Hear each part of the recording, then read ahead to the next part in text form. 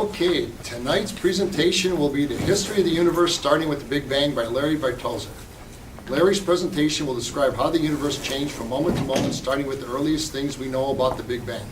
Work from experiments such as Cobb, WMAP, Planck, and LIGO will be used to show how we know things that happened a long time ago in a galaxy far, far away. Larry will give a broad overview of modern cosmology, showing the successes of the standard model of cosmology, as well as pointing out the controversies and unknowns. Dark matter and dark energy will be discussed, and their roles in the evolving universe. Our speaker, Larry Bartoszek, is an Aurora, Illinois resident who holds a dual degree in mechanical engineering and physics from the University of Illinois and is an Illinois licensed professional engineer. Larry is a member of the American Society of Mechanical Engineers, the American Welding Society, ASM International, the Chicago Society for Space Studies, the National Space Society, and the International Space Elevator Consortium. He's also an NSS Space Ambassador. Larry Bartoszek owns Bartoszek Engineering, a consulting firm which specializes in mechanical designs for the nuclear and high-energy physics research community worldwide. Please welcome Larry Bartoszek.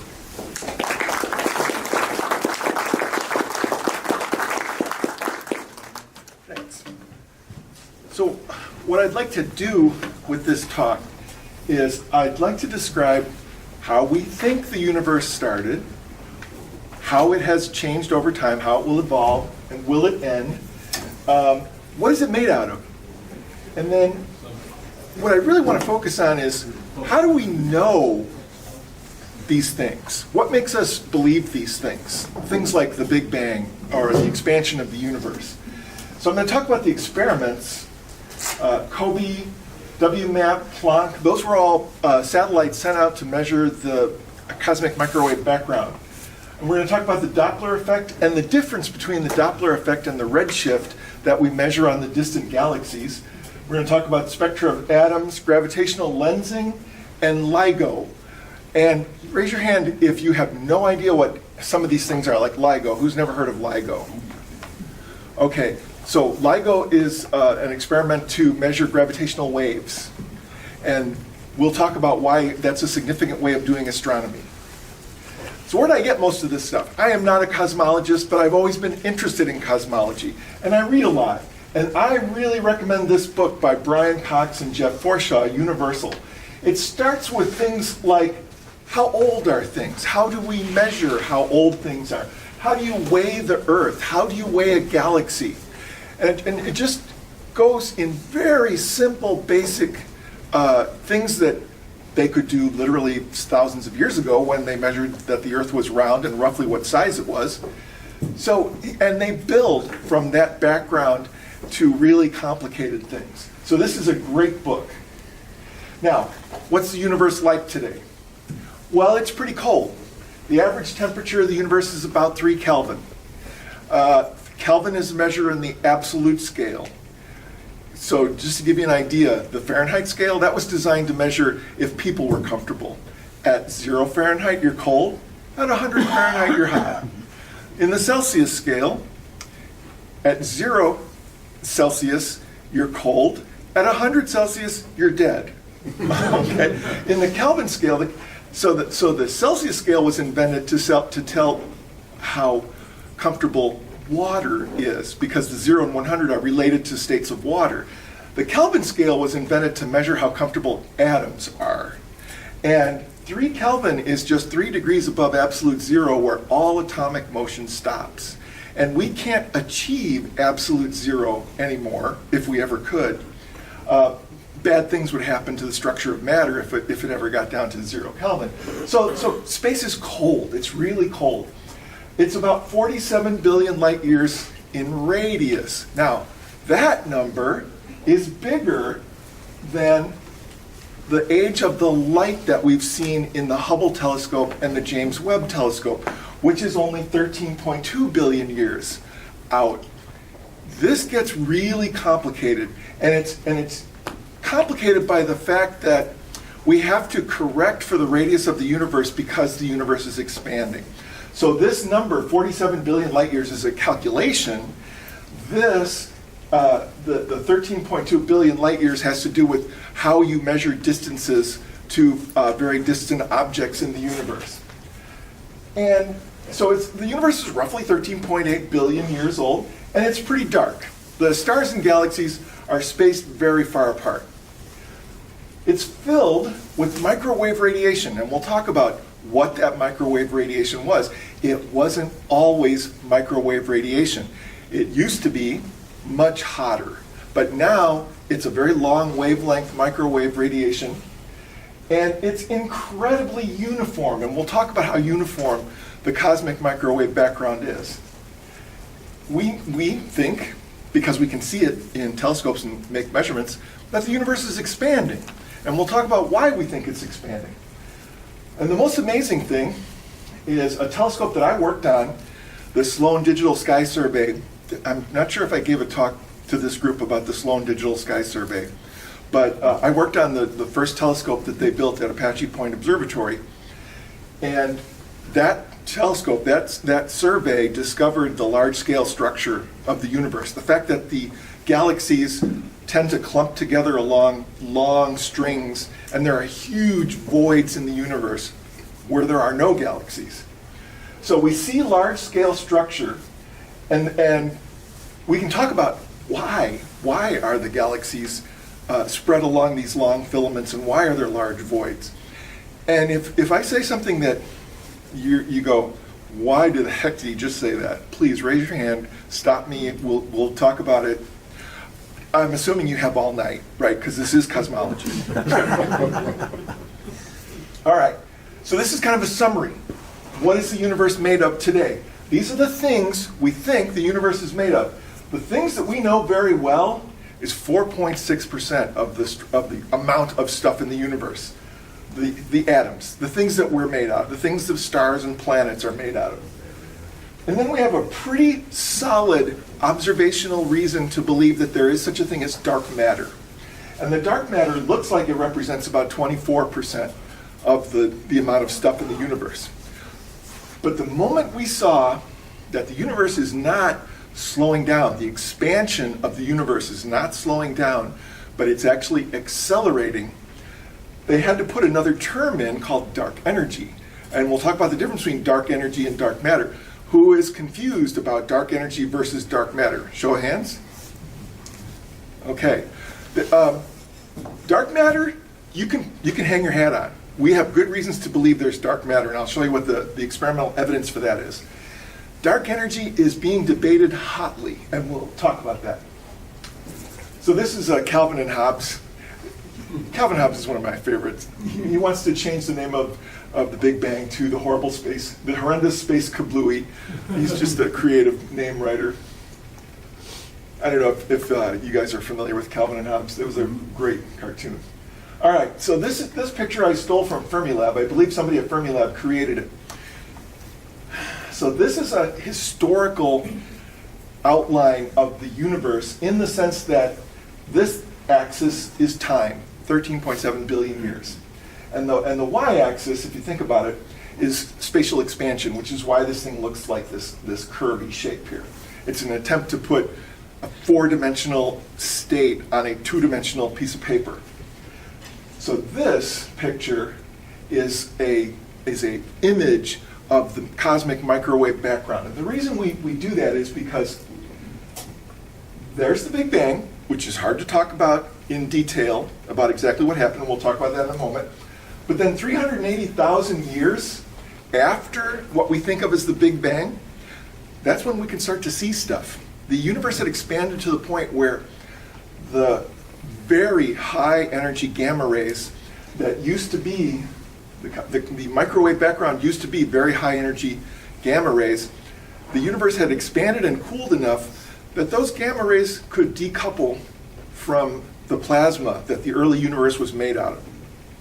And it escaped, it got out as the universe was expanding. And that made the universe go from hot and dark and dense, or hot and light and dense, to dark, because you could literally see across the plasma at that moment after 380,000 years.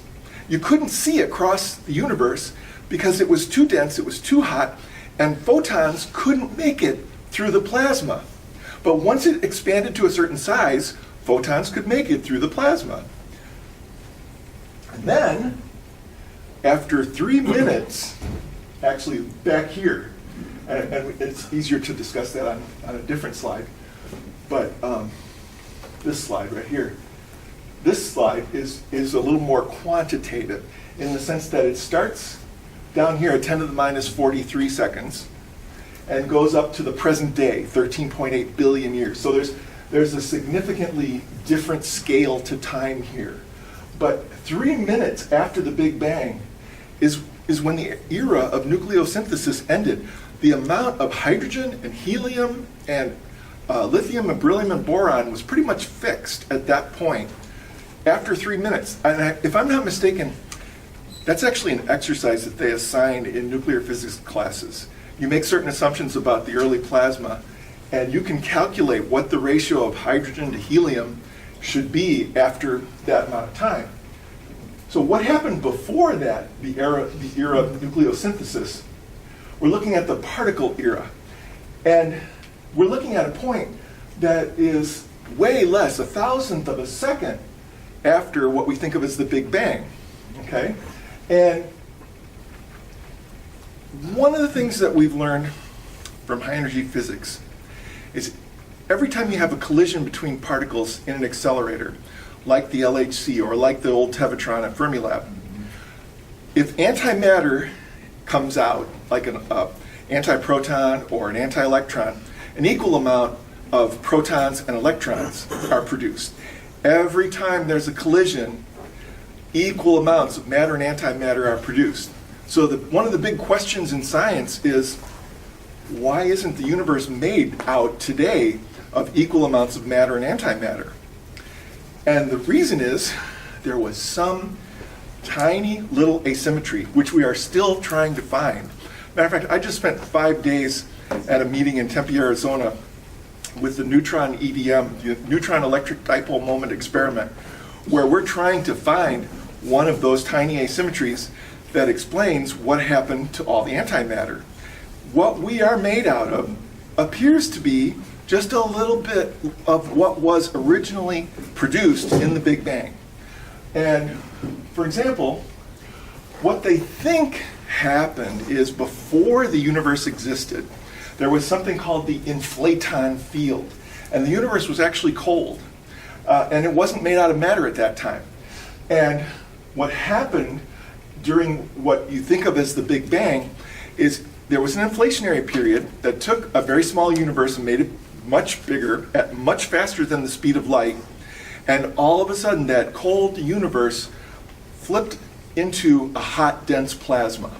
So that's the theory, or one of the conceptualizations behind the Big Bang, is that something happened before the particles existed, and then all of a sudden, the universe shifted state and produced this hot, dense plasma, which expanded very quickly. It didn't expand very quickly in terms of inflation, because the inflation period was incredibly short.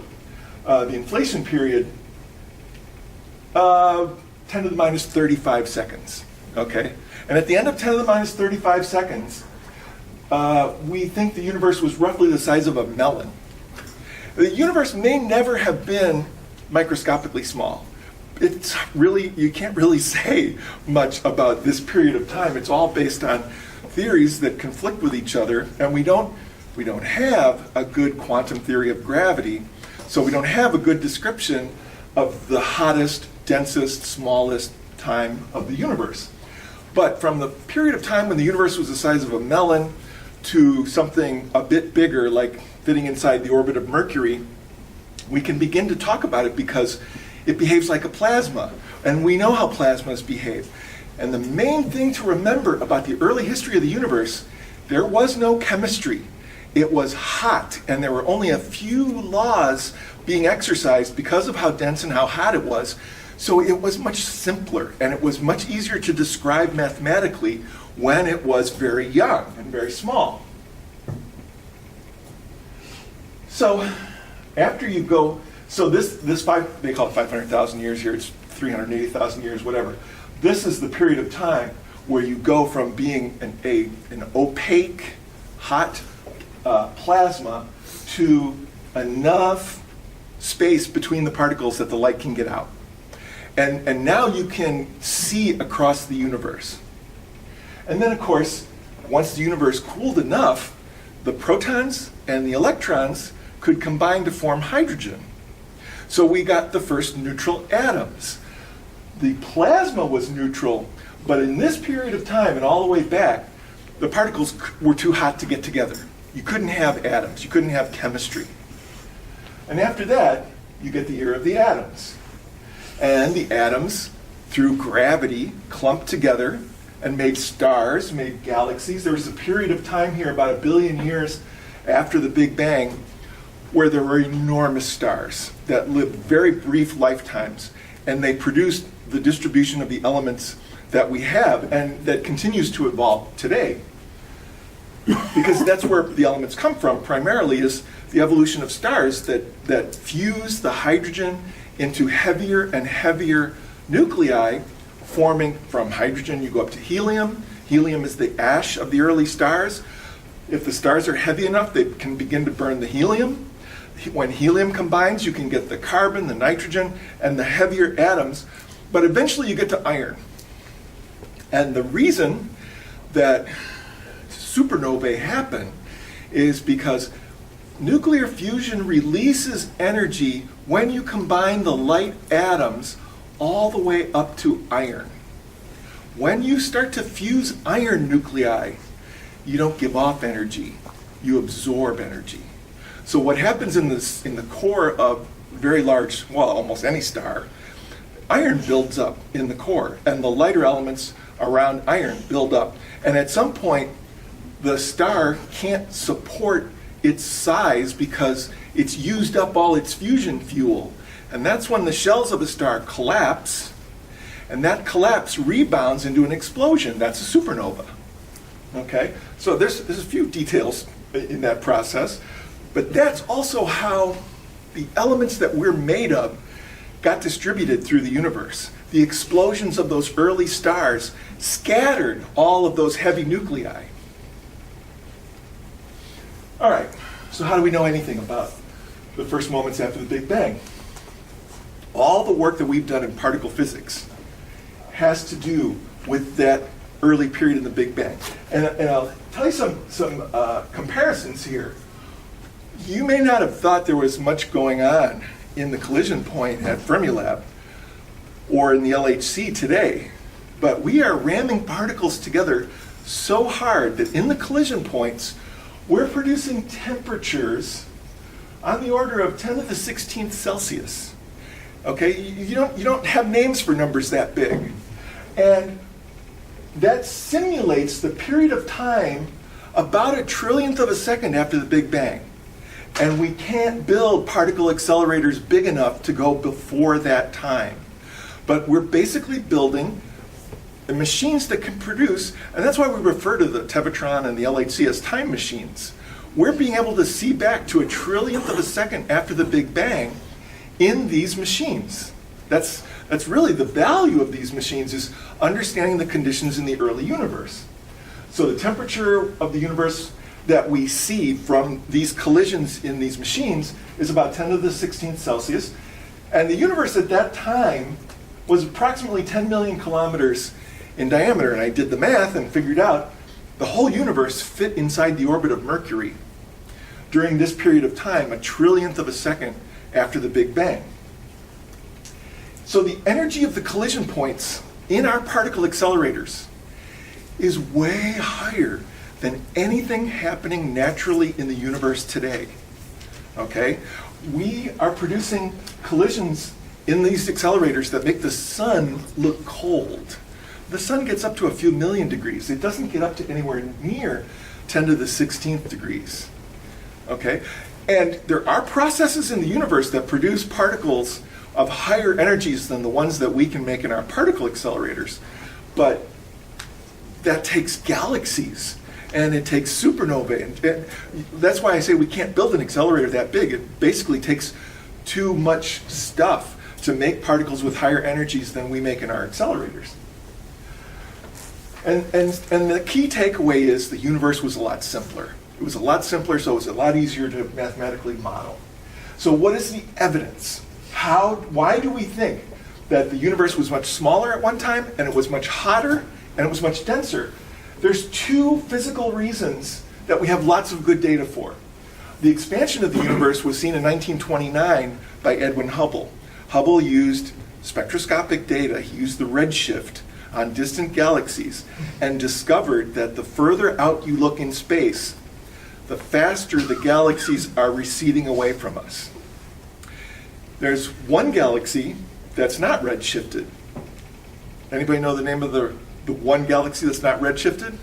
It's heading towards us. Andromeda. Andromeda is actually blue shifted. And in I don't know, 9 billion years or so, it will intersect with the Milky Way galaxy. And this sort of thing happens all the time in the universe. So the expansion of the universe and the cosmic microwave background are the two pieces of information that lead us to believe there was a time when the universe was much smaller, much hotter, much denser. Where does cosmic microwave background come from? There were two guys, Penzias and Wilson, that built a radio telescope. They didn't know it was a radio telescope at the time. They thought it was an antenna. And they kept picking up a signal, 7.35 centimeter wavelength radio waves that were coming from every part of the sky all the time, day and night. At first they thought there were pigeons roosting in the antenna that they built, so they cleaned the antenna out. They got all the bird poop out of it. They still saw this signal, okay? And these guys, if I'm not mistaken, they were eventually awarded the Nobel Prize for discovering this background radiation that surrounds us, surrounds the entire universe. And this microwave radiation was that hot that it may actually have been the gamma rays produced in the annihilation of all the antimatter. Okay? When a proton and an antiproton collide, they annihilate each other and release two gamma rays, high energy photons. That's what was going on in the early plasma, right after the Big Bang. Okay? So this microwave radiation that exists today wasn't always microwave radiation. It was much shorter wavelength radiation when the universe was smaller and space hadn't stretched out yet. And during the time when the universe was a hot, dense plasma, it was gamma radiation. It was really hard radiation that would kill you in no time at all. So these guys concluded that the noise was coming from outside our own galaxy, and they had no idea where it was coming from. So here is what the map of the sky in microwave energy looked like from the original radio antenna, and from COBE, the cosmic. NASA has a lot of acronyms. I forget them. I forget what they are. So the color differences are temperature differences, and the reason there is a bright band in the middle here is because when they originally surveyed the sky using this horn, when you look towards the center of our galaxy, you get higher energy than the microwave radiation. But if you look everywhere in other directions than the center of our galaxy, you get an incredibly uniform field of microwave radiation. WMAP created this map, and the differences in temperature between blue and red here are thousandths of a degree Kelvin. So this is COBE and WMAP. Basically, the resolution of our data on the temperature fluctuation in this background radiation gets better and better over time as we build better satellites that are more capable of resolving very small differences in wavelength until you get to Planck. And that's what a picture of the Planck data, and you can see the difference between the dark orange and the dark blue is plus or minus 300 microkelvin. So the one thing that we've learned about the cosmic microwave background radiation is it is incredibly uniform. It's all the same temperature. And so one of the reasons we believe the universe had to be smaller is the only way a photon coming from that side of the universe can have exactly the same energy as a photon coming from that side of the universe is at one time in the past, they were close to each other and could exchange energy until they equalized the temperature. That's what was really going on in this plasma. The plasma was a very uniform temperature. So all the particles in it, all the photons in it, were at roughly the same temperature. And so you can see that in the cosmic microwave background radiation. This is a picture of temperature fluctuations from the time when the universe was less than 380,000 years old. Okay? And this, if I'm not mistaken, the Planck satellite is the most precise measurement of the background radiation that we've done so far. So the other thing that you see, you have to do, whenever you collect raw data from the sky, there's a dipole in the cosmic microwave background. That dipole is coming from the fact that the galaxy is moving in the universe towards a point in space called the Great Attractor. So you can subtract out the difference between the positive pole and the negative pole in this, and that's where you see this incredible uniformity. And the uniformity is what you have to explain, right? Because the chances of particles that have never seen each other before being at exactly the same temperature are practically zero. And that's the significance of the cosmic microwave background. It's extremely uniform in temperature. All right. Where do the variations come from?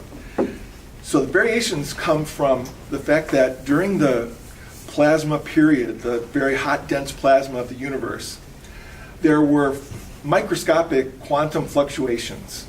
There were places where there were tiny ripples that were the equivalent of sound waves, spherical sound waves that would propagate through the universe.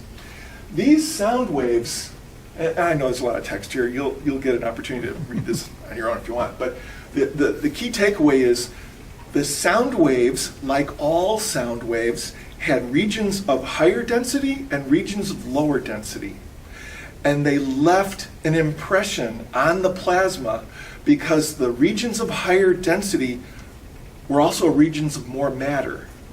There was a higher gravitational pull from the compression regions of these waves, and so more matter got pulled into those. And this structure is seen today on the entire universe. When you look at arcs of galaxies, the giant filaments that you see in the Sloan Digital Sky Survey data, those are sound bubbles that were in the ancient plasma. And the galaxies accumulated on those compression waves. And we'll talk for a moment about, or a little bit later about, it wasn't the normal matter that was producing the gravitational attraction. These sound waves were happening in the dark matter, which was present in the early plasma as well. So this is a picture from the Sloan Digital Sky Survey. And the color variation on here is basically redshift, or color indicates the redshift. And we're at the center. So that's us looking out into space. And you can see filaments and arcs and sections of bubble. And there's a size scale in megaparsecs that has to do with the size of those sound waves that were in the early plasma. So what do we do with all this data? Right? We take in data, we have to do something with it. What cosmologists have done is they've produced mathematical models to try to create the temperature variations that you see in the cosmic microwave background data.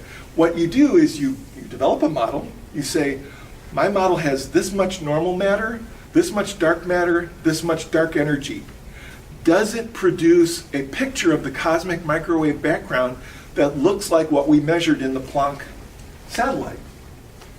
And so it has to, you use general relativity to model the way space is curved, and the curvature of space, which is gravity, causes the particles in the mathematical model to move. And so you have to be able to produce these four conditions: the quantum fluctuations that seeded the large-scale matter distribution, and so they start tweaking the assumptions. And what you get I'll show you a graph in a slide or so. We live in an almost flat universe. Everything we've been able to measure tells us that the universe does not appear to be either positively curved, closed curved. If we lived in a closed curved universe, the Big Bang would happen, the universe would expand, the expansion would slow down, and then it would begin to contract in a positively curved universe. In a negatively curved universe, the Big Bang happens, the universe explodes out, and it never stops exploding. It just keeps going. And so what various funny people talk about, in a closed universe, you end up with a big crunch where everything collapses back together. In an open universe, you end up with the big rip where space-time stretches so far that individual subatomic particles are ripped apart. So those are the two names. You got the Big Bang, big crunch, big rip. You got to keep it, very, very simple, very straightforward. But so when we look at all the data that we have, the universe looks very flat. We live in a time in the universe's evolution where you can't tell if you're in a positive universe or a negative universe. The initial quantum fluctuations caused the dark matter to clump. The galaxies would not have formed if it was only normal matter on those long filaments. They were drawn there by the dark matter. We'll talk about the dark matter in a minute. And so these simulations give you, this graph is a Fourier transform. It's kind of like a Fourier transform of the energy map that the Planck satellite was able to see in the cosmic microwave background. So this angular scale has to do with the size of the patch of the sky. And this is the temperature fluctuation in microkelvins on the y-axis. And this, wherever you see these vertical bars, those are error bars, right? Every experiment has error bars. So these are the red dots with the error bars represent the actual measurements of the Planck satellite. The green line is the fit to those data points based on a model that has a certain amount of normal matter, a certain amount of dark energy, and a certain amount of dark matter. And the guys who wrote the book Universal, they refer to this graph as the most astonishing graph in the whole of physics. So what you learn is that if you change the assumptions about how much of the different components of the universe there are, if you say, in my model, I'm only going to put 10% of ordinary matter instead of 4.7%.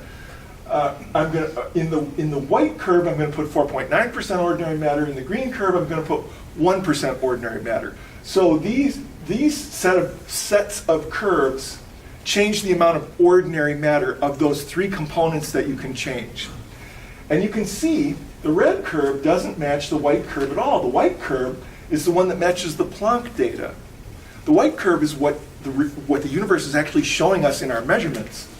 The green curve doesn't match it either.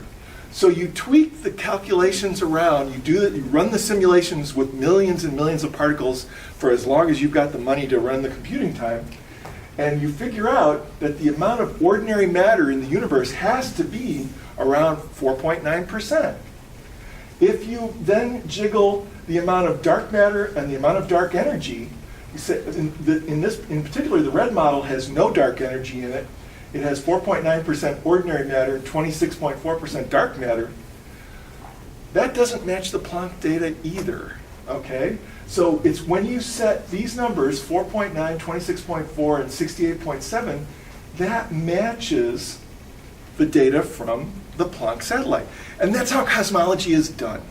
You make a measurement, and you think about the measurement, and you take a mathematical model of the way you think the universe evolved, and you compare the results of your mathematical model to the measurement that you made. So the white bar and all these dots represents the measurement that we made. The white curve fits that data based on the ratios of ordinary matter, and dark energy. And it works really, really well. Let's ignore for the moment that we don't know what some of these components are made out of. So let's talk about dark matter. What is dark matter? Who here has never heard of dark matter? So you've all heard of dark matter. That's good. And maybe some of you have heard it since the beginning of this talk. We call it dark matter because if you weigh a galaxy by counting the stars, you have a rough estimate for how much a star weighs, and you count the stars, and then you look at, in particular, how fast those stars are rotating around their combined center of mass. And this woman really did deserve a Nobel Prize and kind of was cheated out of it. She measured the rate that stars orbited inside their own galaxies. And what you expect is that if the mass of the stars is the mass of the galaxy, then the stars in the center are going to be rotating around the center of the galaxy faster. And as you get further and further out from the edge to the edge of the galaxy, the stars are going to be rotating slower. You would expect that if the stars were all that there is. But that's not what she measured. What she measured was that when you look at the redshift of starlight on individual galaxies, you see that the stars are all rotating around the center of the galaxy much faster than you expect. Much faster. You can even see it in the motion of our sun, in the revolution of the Milky Way. This is what you expect the velocity of the stars to be as a function of distance away from the center of the galaxy. So the y-axis here is velocity, how fast is the star moving. The x-axis is what is its distance from the center of mass. And you expect that the stars would be slower to keep them bound into the galaxy if the stars were all that existed. But that's not what we see. We see the stars being way too fast, especially around the outside. So what does this mean? Okay, our sun contains almost all the matter in the solar system, 99.8% of the matter. And the outer planets orbit around the sun more slowly. This is the explanation for why we would expect the stars around the edge of the galaxy to be slower. If most of the mass of the galaxy is towards the center, then if a star is moving too fast, it can't be in orbit in that galaxy, and it will leave that galaxy. And what you see is Earth's orbital period. The average velocity of the Earth is 30 kilometers per second. The average velocity of Pluto, it takes longer to go around the sun, not just because the orbit of Pluto is larger, but because Pluto is actually moving much slower in that orbit. And it's doing that because all the mass is far away from Pluto. The center of mass from Pluto is far away, so Pluto has to go slower or it will leave the solar system. Everything that was moving faster is gone, okay? The effect of gravity when you're inside matter is different. If I were to dig a hole under my feet right now, if I dig that hole 6 feet, 100 feet deep, and I step in the bottom of that hole, I'm pretty much still feeling gravity, okay? Near the surface of the Earth, you would feel this 1g of acceleration that we all feel that sticks us to the surface of the Earth. But if you were to dig that hole all the way to the opposite side of the Earth, right through the core of the Earth, and then jump into it, what would happen is you would experience less and less gravity in a linear pattern until when you got to the center of the Earth and all of the matter of the Earth is equal distance basically from you because you're at the center of the Earth, you don't feel any gravity at all. If you were hovering in the center of the Earth, you would feel weightless. That's the difference in the effect of gravity when you're inside matter to when you're outside matter. Okay? When you're outside matter, when you're away from the surface of the Earth, gravity drops off as 1 over r squared. And that's what explains the velocity of all of the planets in the solar system and so on. But when you're inside the Earth, and let's say the Earth was less dense so that other particles could move through it, like on the size scale of a galaxy, right? And this is the evidence that our sun's velocity is higher than you expect it to be. If you're only looking at the visible matter, what we think is every galaxy is embedded in an invisible halo of material called dark matter. Why do we call it dark matter? It doesn't give off any light. The dark matter does not have a way to interact with photons. What we know it has is mass. It has gravity. And it interacts with the galaxy through its gravitational influence. But it's very diffuse, okay? It's very diffuse. As a matter of fact, you don't see the effects of dark matter inside our solar system. Our solar system is just too small. You see the effects of dark matter on the galactic scale and on the intergalactic scale. And so, if there are a group of stars rotating around inside a halo of dark matter that is 10 times larger than the size of that galaxy, then every one of those stars is not rotating around a center of mass in the way that Pluto is orbiting around the center of mass of our solar system. They're acting like they're orbiting inside a body of matter. Gravity behaves by that linear ratio because the stars are actually inside more matter. Now, you can ask all kinds of questions like, is there resistance between the passage of a star through the dark matter? I don't know the answer to that. I don't know that anybody knows the answer to that. The main thing is we don't know what the dark matter is made out of. We can measure its characteristics. We can describe it. We can give it a name. But we don't know what it's made out of. And one of the things that high energy physics is trying to do right now is come up with experiments that will try and find actual dark matter particles in our particle accelerators. As a matter of fact, I may get involved in 2 new experiments at the LHC that are going to look for dark matter particles far away from the collision points. So there are theories on what the dark matter might be made out of. All we know for sure right now is it does not couple with the electromagnetic force.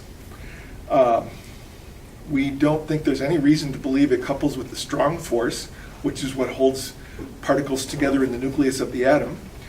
It doesn't seem to couple with the weak force, but that would be hard to measure. That would be an interaction with something like neutrinos, and that would be practically impossible to measure. But we know it has gravity. So it somehow has a diffuse mass that produces the velocity of the stars rotating around that look like they're embedded in a halo. And so the dark matter is what was clumping in the early plasma when these quantum fluctuations happened, when the universe was this big or slightly bigger. And the universe was small enough at that time that all of those high energy photons could talk to each other. They could interact with each other and make their energy the same. So that's why we think the cosmic microwave background is the evidence that the universe was much smaller and much hotter. And the dark matter comes from the measurement of these quantum fluctuations in the cosmic microwave background, and it explains the rotation of the stars in galaxies. Okay? So then, let's go to the other piece of evidence. Why do we think the universe is expanding? Well, this started way back. Edwin Hubble, 1931, published, he was looking at the spectra of galaxies and saw the redshift, and Hubble was looking at the galaxies that he could see with the telescopes that were available to him. And he was doing it from Earth. He wasn't doing it from space-based astronomy like the Hubble or the James Webb. So there was only a certain distance band of distant galaxies that he could measure. And he thought, after making that measurement, that the expansion rate of the universe was a constant, the Hubble constant. And there's his original graph, where he calculates the velocity based on the redshift of distant galaxies. And he got a number, the Hubble constant, of 68.3 plus or minus 1 kilometers per second per megaparsec. Actually, that number is from the Dark Energy Survey, the DE. That's a modern number. I guess he had a different number, and I don't know where that number is. So V in this analysis is the recession speed. How far away is the galaxy? How fast is the galaxy receding away from us? D is the distance to the object. And so when you're doing this measurement, you have to know certain things. You have to know how far away the object that you're measuring is. You use a spectroscope to look at the redshift. And we'll talk in a moment about how the redshift tells you how fast something is moving. But so you have to know the distance, and that is the trickiest part of cosmology, is actually knowing how far away things are.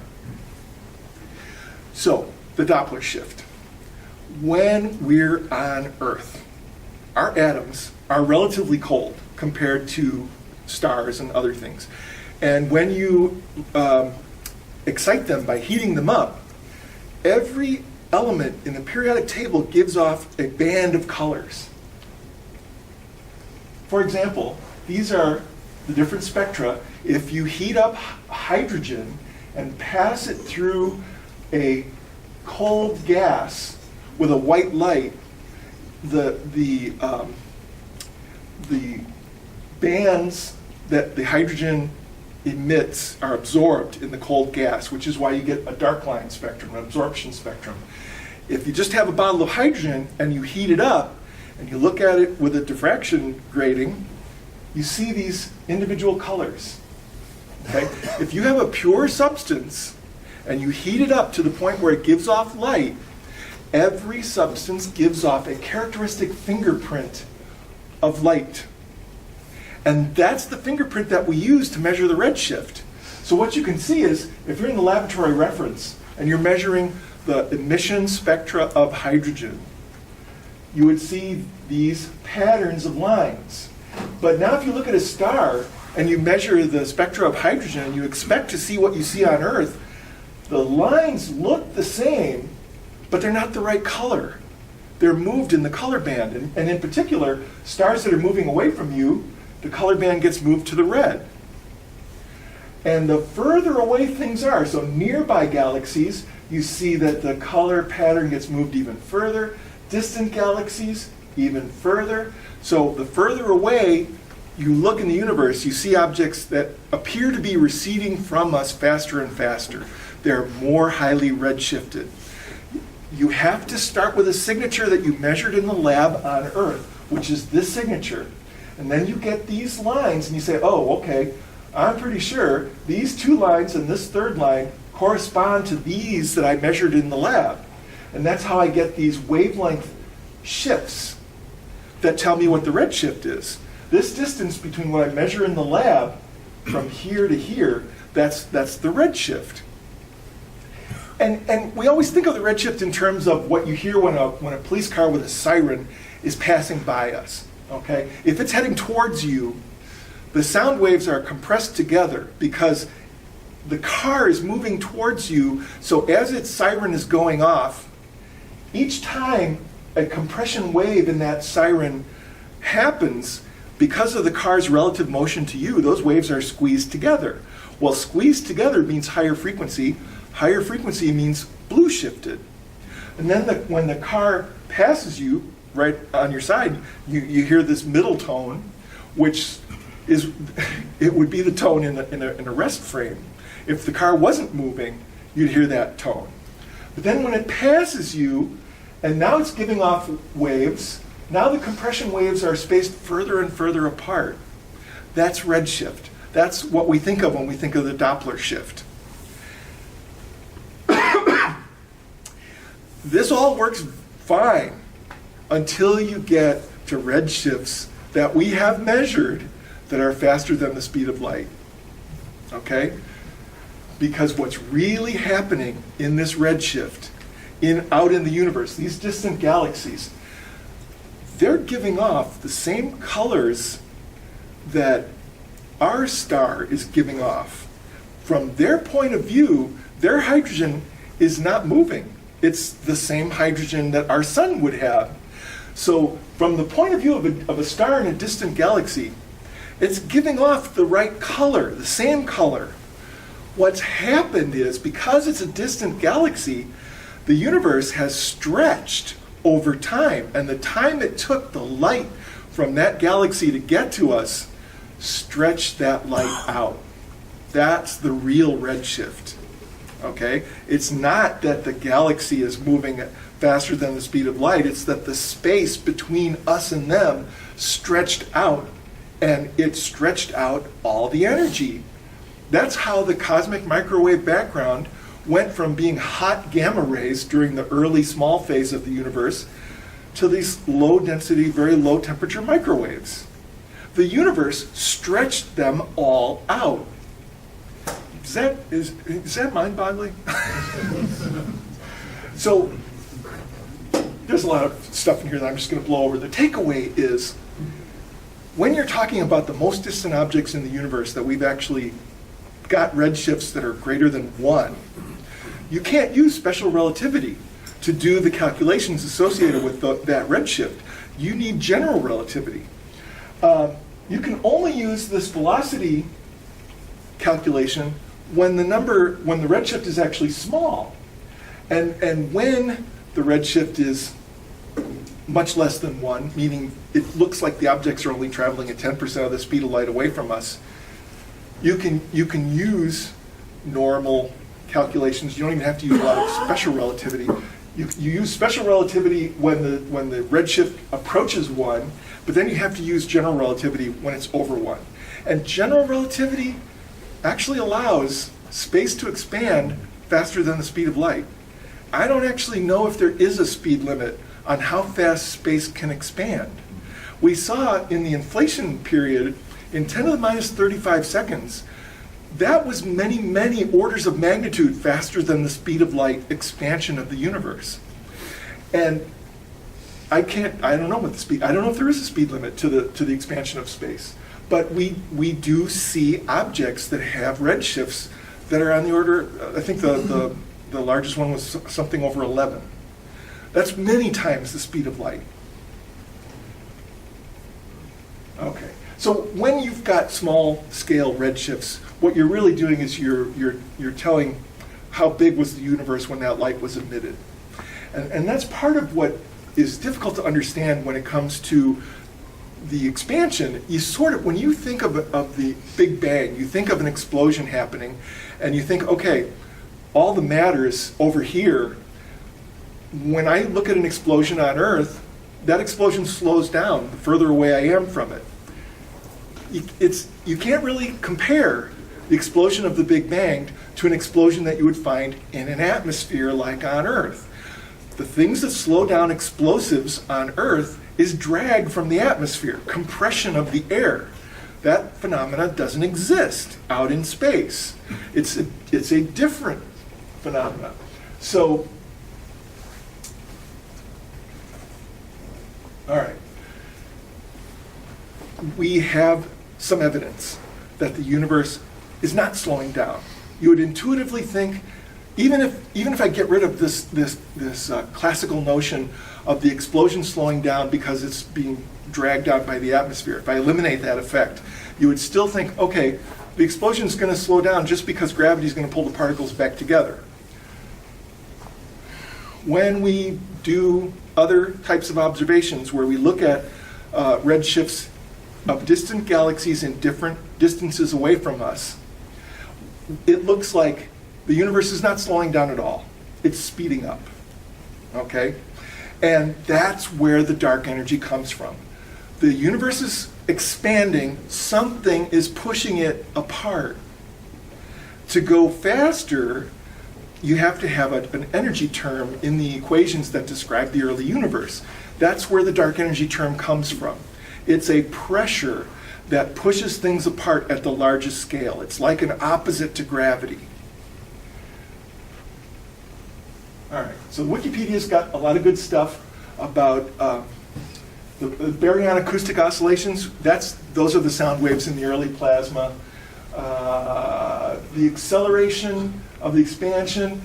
So the reason we call the standard model of cosmology the CDM lambda model, it's the cold dark matter lambda version of Einstein's general relativity equation. There is a constant called lambda that Einstein, when he originally published general relativity, the constant was there because it naturally comes out of the math. And Einstein thought it was his biggest mistake because the constant predicts the expansion of the universe. And when Einstein published general relativity, he didn't know about the expansion of the universe. He thought the universe was static like everybody else did. And he thought that this term, this lambda, was a mistake. Well, we've put the term back in because it looks like you need it to explain the expansion. So that's why we refer to it as the cold dark matter or lambda CDM model. Now, that's where the lambda comes from. Why do we talk about cold dark matter? Because one of the theories of what dark matter is, they did a calculation on, and they thought maybe it's neutrinos. Those mysterious ghost-like particles that we know now have mass, but they don't have electric charge, so they can't couple with light, but they might have a gravitational effect. The problem is that all the neutrinos that we know about are really fast. They are created at relativistic speeds. So they look like a hot soup of particles. And when you put this hot soup of particles in the calculations, they don't produce galaxies. Galaxies are never able to form because the dark matter doesn't stick around long enough to allow them to clump together. So we know that the dark matter has to be cold. The particles, whatever makes up the dark matter, those particles have to be relatively cold with respect to each other. They can't be hot or they'll dissipate. So that's why we refer to it as the cold dark matter lambda model. So this data comes from this supernova survey, part of which was done by the Sloan Digital Sky Survey, part of which was originally published, I believe in 1998, I forget exactly when it was. There's a web link where you can see more about this. This curvature has to do with looking at galaxies that appear dimmer. So you look at redshift on the x-axis and luminosity on the y-axis. And if the universe were expanding uniformly, the galaxies would all appear on the green line. That's the empty model. The flat dark energy model, I don't know what I'm not sure exactly what they mean by flat when it comes to dark energy, is the solid line here. The closed dark energy model is basically a universe that doesn't have enough dark energy to push things apart forever. It eventually runs out. And that would cause a curve that looks like that. And you can see out here at these high redshift objects, it's a bit hard to tell where the data should be fit to. Okay? We know the universe is not slowing down. We also know it's not expanding uniformly. If you look in different directions in the universe, they look like they're expanding at different rates. And there's a reason for that. Our distance measurement, for one thing, based on the type 1a supernova, might not be as good of a standard candle as we thought. Type 1a supernova are stars that explode in a very particular way. And we think we understand type 1a supernovae such that we know exactly how bright they are and at what time in their explosion. So that means they would act like a standard candle. If I know I've got a type 1a supernova and it's this brightness instead of this brightness, it's either further away from me or closer to me. The closer to me it is, it'll look brighter. The further away, it'll look dimmer. So that's why the luminosity of the type 1a supernova matters, because it's a measure, it could be a measure of the distance to that supernova. But my experiment, the Sloan Digital Sky Survey, discovered that there probably are more than one mechanism to produce type 1a supernovae. And if that's the case, it might lose its standard candle status for measuring galactic distances. So one of the things you can see, when that study was published about the distant galaxies, there was a lot of arguments in the community because people thought it was just the fact that the stars looked dimmer because there was dust in between us and them. And there have been many studies now to try to understand the role of intergalactic dust in how things become dimmer. But you can just see how complicated it is to make some of these measurements and interpret these measurements.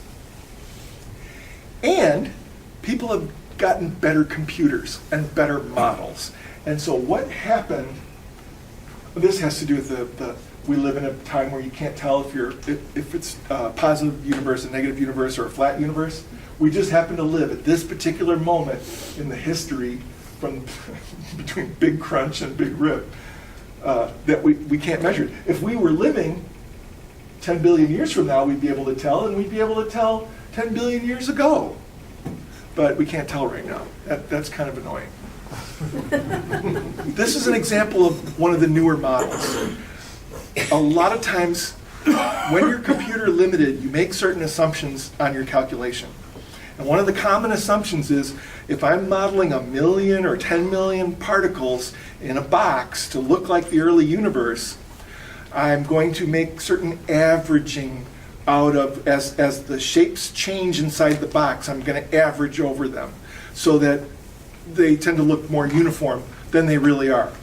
Once you get enough computing power and you can start looking at more stars, more galaxies, longer time spans, and you can keep track of how the gravity in the universe changes as a function of the structure of the universe, as a function of the clumping, for example, you can begin to generate computational universes that are expanding the way our universe is expanding, but they don't have the dark energy term. They don't have it. They don't need a fifth unknown force of nature to explain what's happening.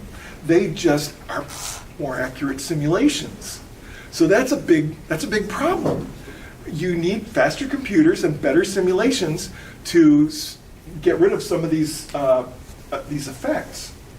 And this is the article that talked about explaining the universe. This was a group, I believe, of Australian, Hungarian Americans, and there's another group of Australians that were using a computer simulation, and when they took into account the structure as their model evolved, they could see what looked like dark energy without invoking dark energy in the model. So that's where the debate rages. And I added this slide a couple of days ago because cosmologists are still arguing about this. Many of them think that there is some unknown fifth force that has a repulsive effect on a large scale in the universe, and there are others who are saying it's problems in our experimental method that are producing what looked like dark energy. Everybody pretty much agrees the universe is accelerating. It's not slowing down. We just can't figure out why. So we can talk about the three major eras of the universe. The radiation era, which was up to 380,000 years after the Big Bang. This is when all that nuclear stuff was going on, and the particles and nuclei that we know were ultimately produced, leading to the matter era, when the universe got cold enough that light could escape the plasma. And now we're supposedly living in the dark energy era. And when I showed that graph earlier that compared the amount of normal matter to the amount of dark matter to the amount of dark energy, the dark energy has as high a percentage as it has because it takes a lot of it to make the whole universe expand. Makes sense, right? It's a whole universe. So, this is where we talk about how we observe the furthest things in the universe. You know that we have the James Webb telescope out there, and it is a much better telescope than Hubble. It is collecting amazing stuff. But one of the things, doesn't matter how big a telescope you build, at some point you just can't see enough resolution or enough things that are far enough away. But what we do see are weird images, even in the Hubble. You look at the pictures from the Hubble and you see these arcs. And when you're trying to understand what you're seeing in your telescope, well, the answer is we can't think of any physical phenomena that would produce something that looks like that, except lensing.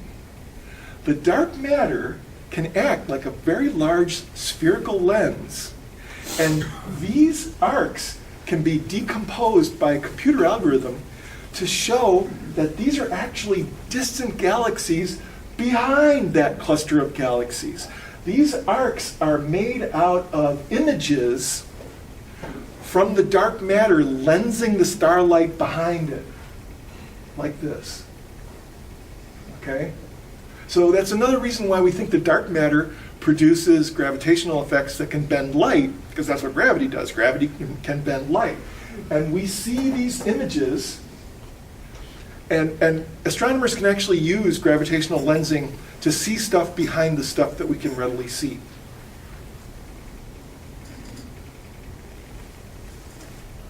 More gravitational lensing artifacts. So what creates the lensing effect is a cluster of galaxies. And it's all the dark matter of that cluster of galaxies that is acting like a giant spherical lens. A raindrop in space, so to speak, that the light is bending through. So these are all, you can't come up with something that explains what that is, right? It's not anything that you'd expect to run into in space. And it turns out you can use the sun as a lens. There are distances away from the sun where if you put a satellite there, you could image objects behind the sun very far away using the gravitational lensing. It's difficult because the sun is in between you and the object, and so there's a lot of light in the way. But I've recently read some excellent science fiction stories where they exploited that effect. Yeah. So we talk about the Dark Age. The Dark Age was a time before 380,000 years when the plasma was opaque. Can't see through it with a telescope because light doesn't go through it. Okay? But gravitational waves are another prediction of general relativity, and they're not heated, they're not blocked by an opaque plasma.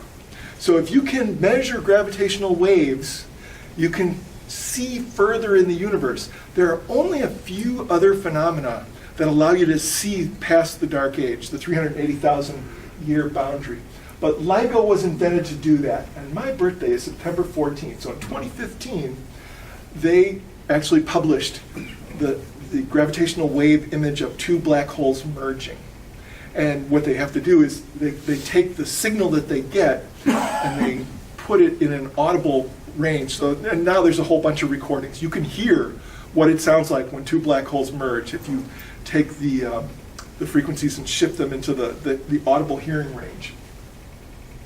So they use a laser interferometer, and it can detect a change in the 4-kilometer mirror spacing. So they've got mirrors that are 4 kilometers apart of less than a 10,000th the charge diameter of the proton.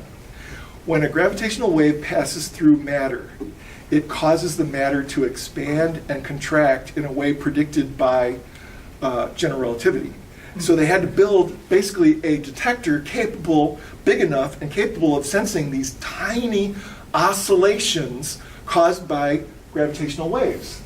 And this distance, equivalent to measuring the distance from the Earth to Proxima Centauri with an accuracy smaller than the width of a human hair.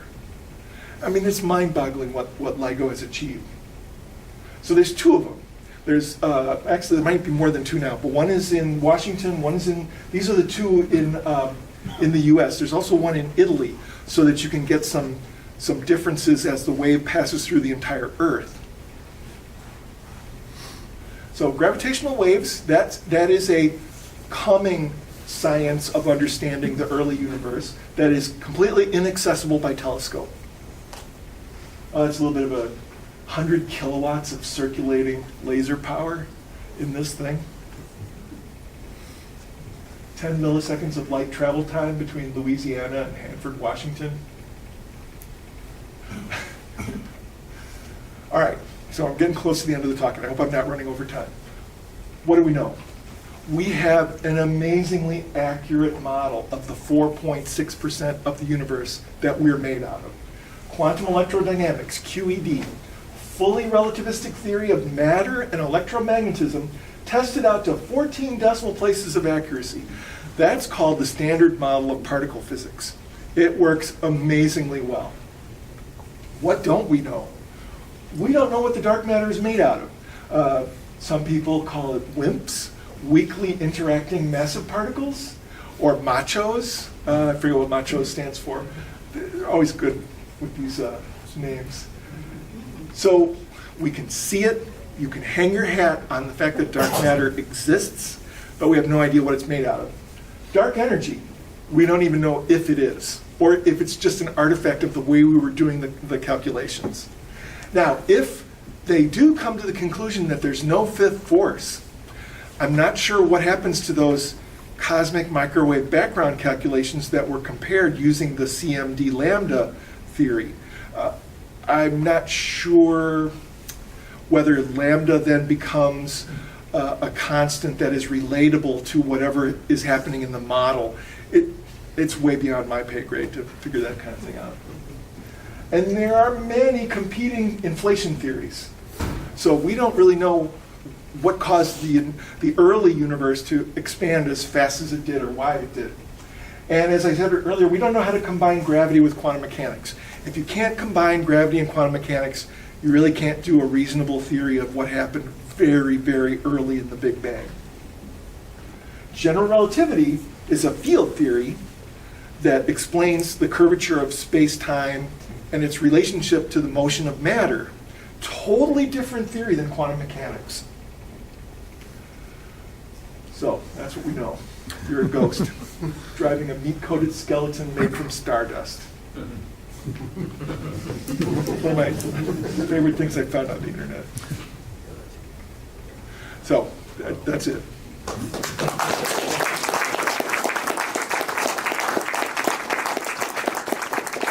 A little bit more than I probably bargained for. Yeah. So I just have a quick question about, you hear things like MOND and theory. Modified right, Newtonian, right. yeah. So could you maybe talk really briefly about that? Those are competitors. MOND is a competitor to the dark energy theory. Dark energy theory, okay. Yeah, they're modifications to Newtonian gravity and other types of gravity equations that explain the repulsion at large distances while preserving what's happening that we've measured so accurately at small distances. Yeah, they're competing theories. Anybody else? We've been repeatedly disappointed with experiments that have tried to find particles for dark matter. Yeah. Can you share with us any new efforts or things that they're thinking of doing to try to find them? So the two experiments I was referring to are experiments that are being mounted at the LHC far upstream and downstream of the collision points of the LHC. And in many experiments, you try and minimize the amount of material between the measuring apparatus and the collision point. In this case, you want to maximize the amount of material. And the particles that they're looking for are supposedly coming out so tangent to the beam pipe that you have to go very far away to be able to get them out of the beam pipe and make a reasonable measurement. And I don't know exactly how they're going to make that measurement. What I know that people have been asking me about is, how do I build a vacuum vessel that can couple to the LHC vacuum chamber very, very far away? So I wish I knew more. I'll know more as soon as people get money. That's when I get interested. I don't know if you saw this the other day. There was an article online that for the very first time, gravitational lensing was used to determine the mass of a single white dwarf, not a binary pair, which is much easier, but they actually used the warping of space-time around a white dwarf to measure its mass. That's cool. No, I hadn't heard that. That was put online 2 days ago. I think I also gave to this group a talk on the connection between the periodic table and astronomy on Zoom. I'm pretty sure I did it on Zoom. One of the interesting things that came out of there that I learned from writing that talk was, we used to think that all of the elements are produced in supernovae, and it turns out that a lot of the elements in the platinum group are not well produced in supernovae. They're produced in the collisions between neutron stars. So there's a lot of interesting things being learned all the time. If I could just add to the experimental search for dark matter question, what else is happening out there? There's a lot of different concepts for what dark matter can be made out of. Yeah. Mantra, are there large cold Jupiters floating around somewhere? People are looking for, eclipsing stars Yeah. and things like that. And nobody's really thought that they can tally up enough mass for stuff like that. When you concentrate the search on things like WIMPs, there's a map of theoretically what the mass of the particle will be versus what's called a nuclear cross section, and different experiments are built to cover like different parts of this map. Sure. And every new experiment that comes along is covering a different part of that. The bottom of this chart just kind of falls off. You get down to where the detection threshold is harder than finding neutrinos, so it gets hard to find things down there. There are experiments that are looking for lighter and lighter and lighter things in using silicon. Most dark matter experiments are pretty large, but you can have silicon-based ones that are getting smaller and smaller. I give a talk here about a silicon-based dark matter search, I don't know, 5, 6, 7 years ago. But this map that I was referring to, every year or every couple of years that go by, the amount of uncovered space in this map is getting smaller and smaller. So there's still areas that are being searched for, but it's showing less and less promise as each decade goes by. Yeah. To just dovetail on that, I heard a talk by a physicist at the University of Chicago whose name, unfortunately, I can't quite recall now. Anyway, he was talking about exactly that. We're sort of running out of what can be looked at as candidates for Yeah. dark matter. Yeah. And he personally, and I think many other astronomers and physicists are becoming more and more convinced that maybe there's something fundamentally wrong somewhere in the standard model and that there needs to be a change. A lot of effort's been put into unified theory, and gravity and quantum mechanics. String theory. Right, they just don't mesh. Yeah. And they're two very different ways of looking at something, Yeah. and one or the other, or maybe both, are incomplete. And I think that, to me, that's the most interesting thing about all this, is that the reason we've got so many this is an opinion now. My opinion is that the reason we have so many mind-blowing ideas about this is science is a little desperate. They're trying to figure this out, and the map is shrinking.